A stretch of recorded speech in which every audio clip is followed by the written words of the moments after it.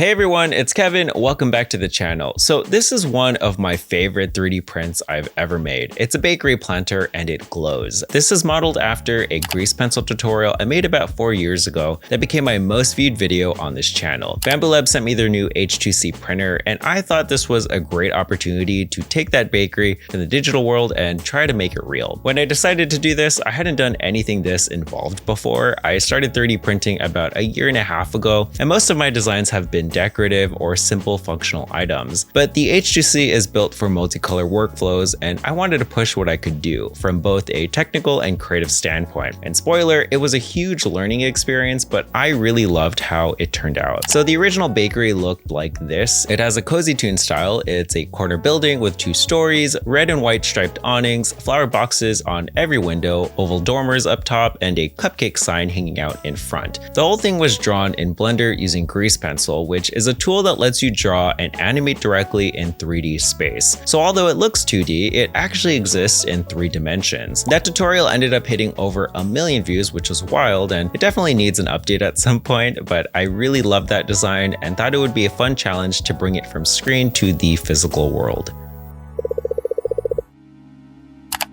So when the H2C arrived, I was actually intimidated by how large it was, but was also excited about all the possibilities. I've been using Bambu printers since I started 3D printing. I started with a P1S, which is a fantastic printer. I know they have the P2S now, but if you want to check out my experience with it, you can find a link below. I was really excited to see what the H2C could do, especially because, again, it's built for multicolor workflows. And my immediate first impression was that it was definitely an upgrade. My focus has always been on the creative side of 3D printing. I don't really use CAD. Blender is my main program and it was going to be my main program here. So I was curious to see how that workflow would hold up on something this complex. Because I already had the building in 3D, I could use that as a jumping off point. Most of the structure I could rebuild with hard surface modeling, but there were a lot of hand-drawn details I wanted to retain. The problem is that although grease pencil strokes exist in 3D space, they technically aren't mesh geometry. You can't print them directly. So this was actually a great opportunity to use Inkform, which is a free add-on I recently released. It takes your grease pencil strokes drawn with pen pressure and converts them into printable mesh geometry, which would work great here. The original plan was simple, and it was just to rebuild the bakery facade as a print, but I thought it would be more interesting as a functional planter, something that Theo could potentially live in. So I sized up the top to fit a small pot, which meant sizing up the whole building to keep the proportions right, but that left a lot of empty space inside the body, which gave me another idea to add a light fixture inside so it could double as a lamp, something I'd never done before. So the idea started as a simple facade print and evolved into a multicolor planter that lights up from the inside. Design-wise, I wanted it to look like the actual illustration, all the colors and all the detail. The H2C uses a system called the Vortek Hotend, 6 interchangeable contactless hot ends that handle up to 7 colors simultaneously with little to no purge waste. If you've done multicolor printing before, you know purge waste is one of the biggest pain points. Every filament change on the same layer means waste and it can add up pretty fast. For me, that was always one of the biggest deterrents to doing anything complicated with multicolor. I'd constantly want to optimize my models with changes in mind just to keep the waste manageable. But here it was a completely different experience. The other big thing was the toon aesthetic. The outlines are really what make this design feel like the illustration, and I considered omitting them. It would have been a lot easier, but without them, it just wouldn't have looked right. I needed those clear color separations and details to show up in the final print. This all seemed doable, but it was going to make the modeling side a real challenge.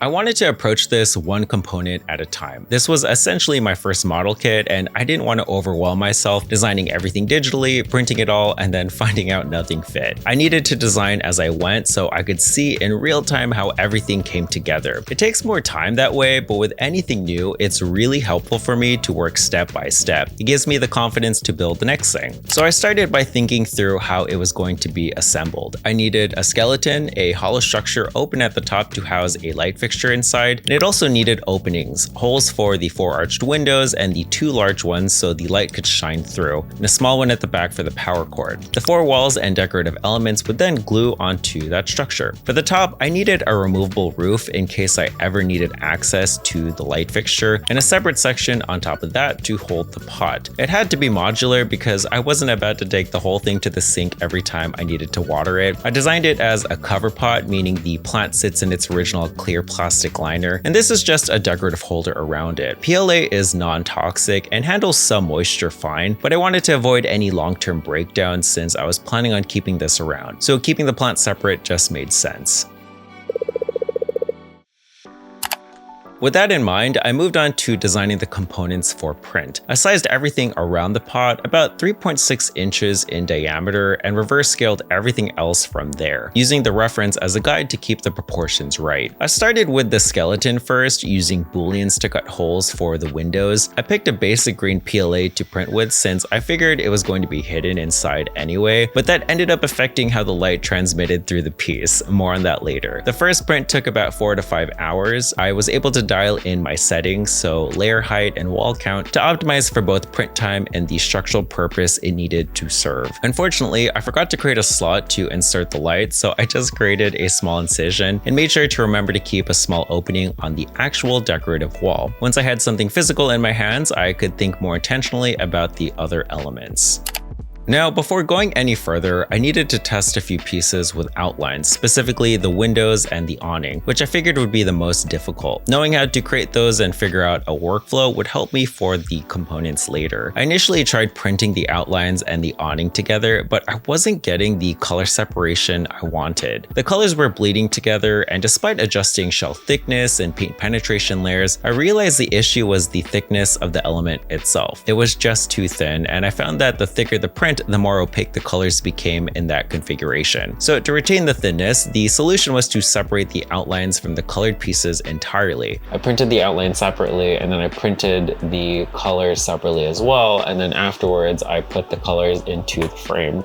And that actually worked perfectly because this was the effect that I was going for. I really wanted to make sure that you could see the white and the alternative color very clearly, as opposed to this where it just looks dark because you have the black outline or the charcoal outline bleeding into the other colors. It was more tedious, but the improvement to the look was worth it. I just had to be mindful of keeping the outlines thick enough to not be fragile. I also swapped black outlines for brown. It felt softer and matched the illustration better. For the windows, I needed something thin enough to let light through, but not flimsy. I tested with white PLA to find the right thickness. The challenge was that all the windows are colored blue with some white, but the light blue filament I had was a bit too dark, so I took an approach from filament painting. I had to print with white first, and then I printed with blue on the top, just so that I could lift the color of the light blue, and it worked. And at that thinness, under 1mm, you'd normally see some color bleeding, which was again a problem with the awning, but here it worked in my favor. The edges have a slight gradient, which was totally unintended, but it looked great. For the lighting, I was originally going to use tea lights. I was pretty optimistic about them, but the outpoint was not strong enough. I ended up using a lamp kit from Amazon, and you can find a link below to the one that I used, and it worked perfectly. When I tested the windows on the skeleton though, I noticed some of the green was shining through. It wasn't a deal breaker and honestly made the color more interesting, but for future builds, I think I'm going to go with a more neutral color for the skeleton. The last thing I wanted to test was Inkform. A lot of the elements on this building were hand-drawn with varying pen pressure on a tablet, and I wanted those to carry onto the print to retain its uniqueness. Inkform is a free add-on I recently released that converts grease pencil strokes directly into mesh geometry. Link below if you want to grab it. I tested it on one of the corner pillars first, then moved on to the windows, the door, and the main sign, and it came out exactly how I drew it. I couldn't believe how easily it translated from a drawn stroke to a printed element. These were also my first real tests of the H2C's multicolor capability, and I was genuinely impressed by how little waste it produced. The one thing I had to stay on top of was filament mapping. Because the H2C has a dual extruder setup, even if you specify correct colors in Bambu Studio and auto group the filaments, they can print out of order, and I think depending on position. To fix that, you can select custom to edit the filament placement for each nozzle and make sure it'll print correctly, but it happened here. The bakery sign came out with the brown and white switched. It wasn't a big deal, and after reprinting with the correct orientation, I actually preferred the accidental version but kept the corrected one for consistency. It was a good reminder that sometimes what you see digitally doesn't always translate the same way physically.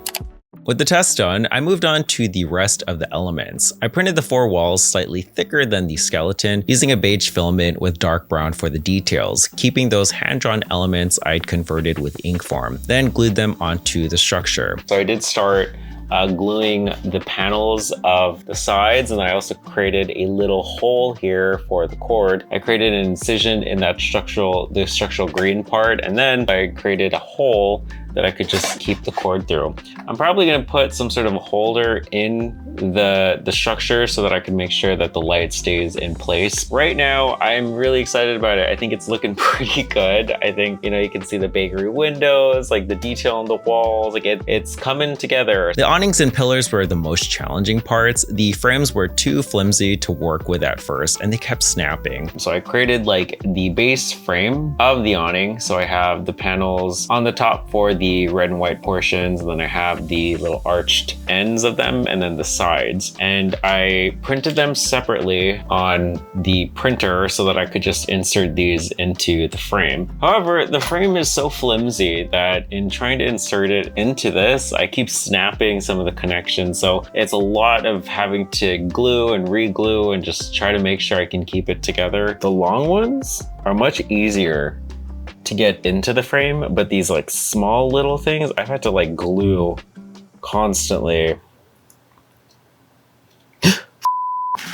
I made those a little bit smaller than I actually needed to. So I guess there must have been something wrong with the boolean that I set in Blender, or perhaps maybe it's just a printing thing where it tightened around the actual shape that I needed to insert it into, but it's making it really difficult to put those things in it without having to like do it and then glue it again and then reposition it. The pillars were tricky too. I wanted to keep the outline around them while retaining the interior detail, so I had to model this a certain way to separate the faces from the outlines. Some of the outline, or what is supposed to be the outline of the pillar, looks kind of like one of those like violin strings.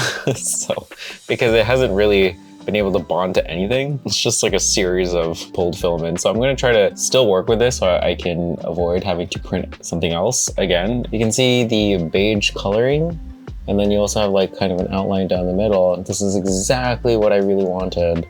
So I'm so happy that it actually worked. I printed a base with some detail for the bakery to sit on and started assembling. So the pillars first, then the awnings, which helped me position the windows, then the arch sections and the sign. A lot of the elements really push up into each other, so they do fit according to like the 3D model, but it is extremely tight. I don't know, I really hope that I can get them all together, but it looks like these awnings are going to push up against the window frame, and I'm going to have to push the window frame down, but it's still okay. The hard part is that I also have these outlines on the buildings, so I just don't want the elements to be obscuring them. I still have some breathing room for each of the elements. They are still able to sit next to each other and display fine, so I'm okay with it. All right, so we have one side done, kind of. I still need to do the sign, and I am planning on printing out the window box planters that are gonna go adhere to the windows. It looks like it's like straight out of the grease pencil. It's cute.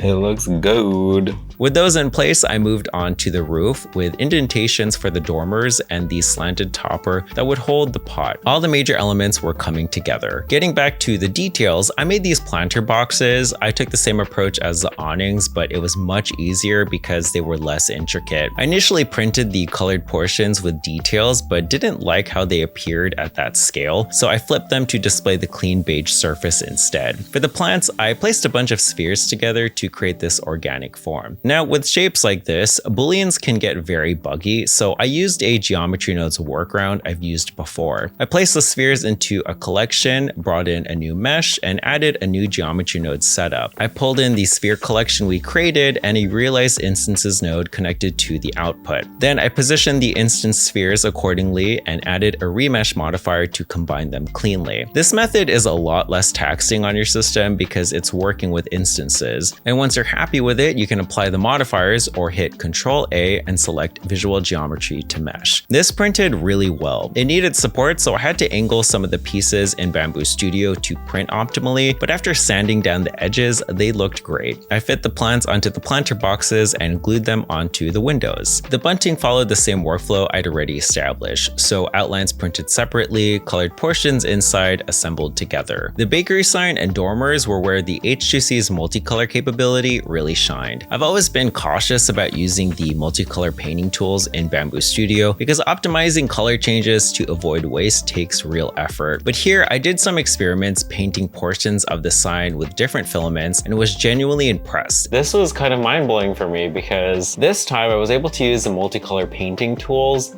and just paint certain areas like this blue and then this beige on top of this darker brown. Those were just painted on using the multicolor tool and it came out really good. Not only did it print really well, the amount of filament used was so minimal. If I were to create something like this on my P1S, I would estimate to have about like, depending on how I created it, probably like 50 to 100, probably more. I would have a significant amount of filament changes that the printer would have to go through. But this is how much filament was actually used during that whole process, which is nuts. I'm so surprised because now this kind of gives me the confidence to create more multicolored creations. That feeling of the gap closing between digital design and physical creation was something else. For the cupcake sign, I separated the elements in Blender first the way I would on the P1S, just to make sure the colors printed accurately, but I also tried painting directly in the slicer and it came out just as clean. Knowing that workflow is possible and actually looks good would have saved me so much time on past projects. Once all the elements were in place, I glued everything together and it was essentially complete.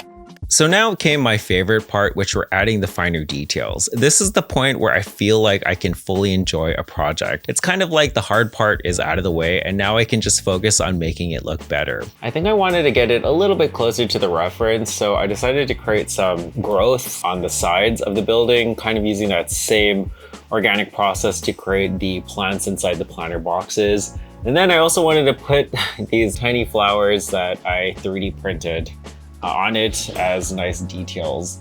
And these things were a little bit tricky because they're so tiny. As I'm learning throughout this project, I don't really have like very steady hands enough to like really get something precisely in place or where I want it to be, which is fine. But it has been really fun just to make it all come together. I was thinking about like, okay, maybe I could put something in the window, like a silhouette of a cake. If you've seen like the second tutorial that follows up this bakery, it's actually a stylized cake. And in there, I animated a sequence where we kind of go inside the bakery and then that's where you see it. So I was thinking maybe I could do that, but I opted not to add it in. And I think it's okay. I think it's fine. I still like how it turned out. And here it is, the finished bakery next to the original reference, and I think it holds up pretty well. This was such a fun project, and honestly, I never thought I could create something like this, but this project has really given me the confidence to create even more things. Now, I did put Theo in the pot just to try it, and I don't think he really liked it. It didn't really match his vibe. So I think he's just happy appreciating it from a distance. Anyways, that's it for this video. Thank you so much for watching. I really appreciate it. I hope you enjoyed following me on this journey from the concept to the finished piece. If you enjoyed this video, please consider leaving a like or subscribing, and all the resources, links, and products I mentioned are in the description below. If you have any questions about the process, the printer, or anything else, feel free to leave a comment. And if you want to support me, Theo, and the channel, you can check out the shop at kevinram.com. Thanks again, and I'll see you all in the next video.